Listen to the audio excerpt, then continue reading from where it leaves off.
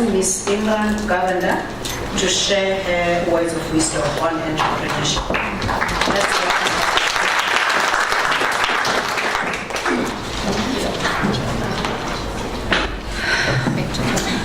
Standing before you all, I just smell with the Lord, presence of the Lord all over us all. Good afternoon to one and all of you all, and a big thank you, Taweni, for giving me this opportunity and introducing me so I could share my journey with you. I would like to start with the great words of Mama Albertuli Sisulu. I quote, "We are required to walk our own road, stop, assess, and then share with others. Only in this way can the next generation learn from those who have walked before them. We can do no more than tell our story." I would like to share my entrepreneurship journey with you guys. I was born in a little farm called Kwaduguza to a very poor family. My parents could not bring me up from the time I was a little girl and gave me away to my grandmother to bring me up. I then so the only time I lived a happy life when I was married for 10 years. At the age of 29, I became a single mother. I was a salesman. I worked myself from a packer to a sales lady. So when I became a single mom, I was 29 years old, working in a retail store. Having 2 boys and being a single mother gave me the determination to make a success of my life. I then worked myself to a store manager. In 2008, I was sent to go to a conference in Johannesburg. And on the way to Johannesburg, I met with a terrible car accident. While we managers were sitting in the car, there was a CD that was playing called Hope. The other managers were not Christian, and neither was I. So they were taking out the CD of the car, and I said, "It's a beautiful song, let it play." So the lady said, "But why do you want to listen to it? You're not a Christian. Why do you want to?" I said, "But it's a beautiful song, let it play." A huge truck came and knocked us. I somersaulted 3 times and I landed on the roof with 4 wheels up. The car was about to catch a light, and the kind gentleman broke into the car and took me out of this car. I lay in the side of the road, and while the paramedics was putting on my oxygen, she picks up the CD on my chest and she says, "Is this your CD? Because it's a beautiful CD." I said to her, "No." So she said, "Are you a Christian?" And I said to her, "No." She says, "Well, all I can say to you that Jesus Christ saved you, my child."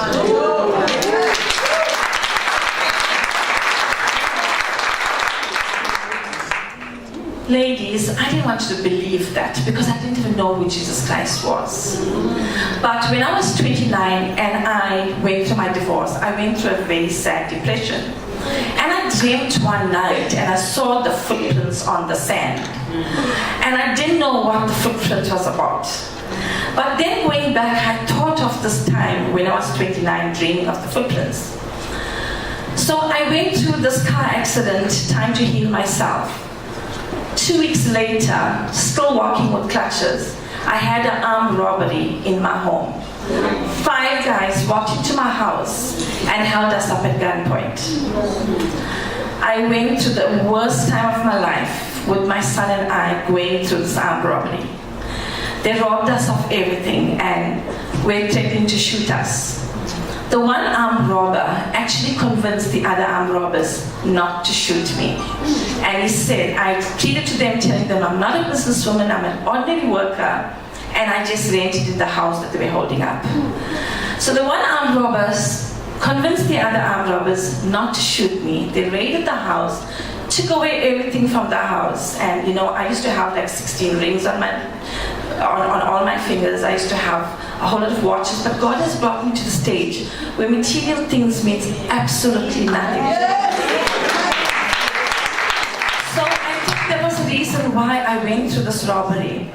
So I don't know where this armed robber is, but wherever he is, I pray for him every day.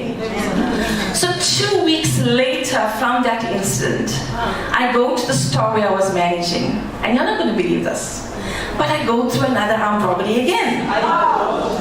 So I started questioning God, what have you got? What more can I go through?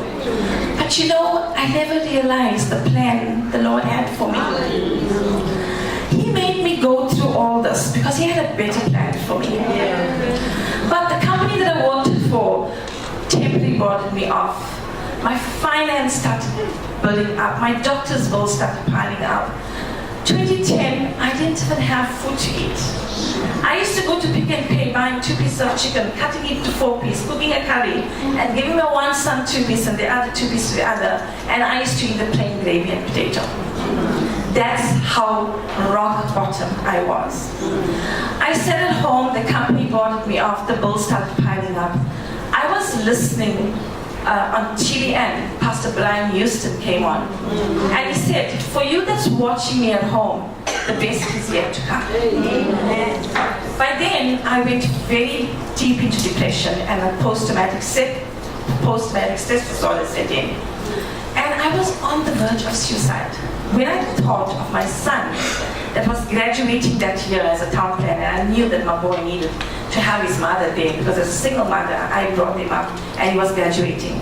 I decided, let me leave the house. And as I left the house, I picked up a track on the floor that said, all suffering soon to end.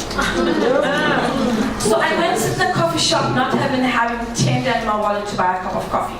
And every time the waiters came, I said to the waiter, I'm waiting for someone. I picked up this newspaper and in it had Women Empowerment Conference that was taking place in Durban municipality. I decided to attend this and listen to a motivational speaker tell a success story. There and then I decided that I'm going to throw away my poverty and bring in my own success. Amen. In 2007, I had opened up a construction company, but didn't have the guts to leave my full-time work and go into this company. But there was this opportunity the Lord has now put in front of me to go all out there and make a success of this.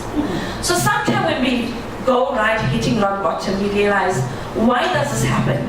But the Lord wants us to feel what it is like to be right down under there. So when He's picking you up, you're going to feel exactly what it is to work out how you are right down there. So my business, I started off doing grass cutting and doing people's gardens. But by then my work started telling me that how the family struggled, how the children had no food to eat. So job creation became my passion. I started doing grass cutting. I then launched the building side of the company. I then launched the plumbing side of the company. And the business just started growing. Then I felt very guilty because every time I kept on asking God for more jobs. Until one day, I was presented with a book of GBR. And I opened to a page and it said, your business is a territory that God has entrusted in you to touch people's lives and make a difference in people's lives. Wow. And God said it's okay for you to ask God for more jobs as long as you're doing God's job. So I got my answer out there and I just went on to continue creating jobs. So entrepreneurship is the way for us to go. And going forward, my business grew from strength to strength. You know, talking about awards, I don't want to take up all the accolades that the company has won. I won the Job Creation Award for the past 3 years, winning the Job Creation Award, winning the Wealth Creation Award, and a whole lot more. But it's not all about awards. It's about what difference can we make. I'm sitting here today and listening to Doctor and listening to the other speakers, and I'm thinking, how do we take this back to the rural areas? Because those poor women got so much to give. They are the future entrepreneurs. They can help us with job creation. They can help us to let this economy grow. But who is going out and doing these things? So I decided that I will go out to the rural areas and continue doing women empowerment and doing job creation. So my advice to you all today is, I don't know who is sitting in this crowd, but if there's any woman here that want to take the step of entrepreneurship, go out for it. As long as you've got God in front of you, He will make it happen. It is not easy. I tendered for 36 tenders without giving up. The 37th one came through for me. And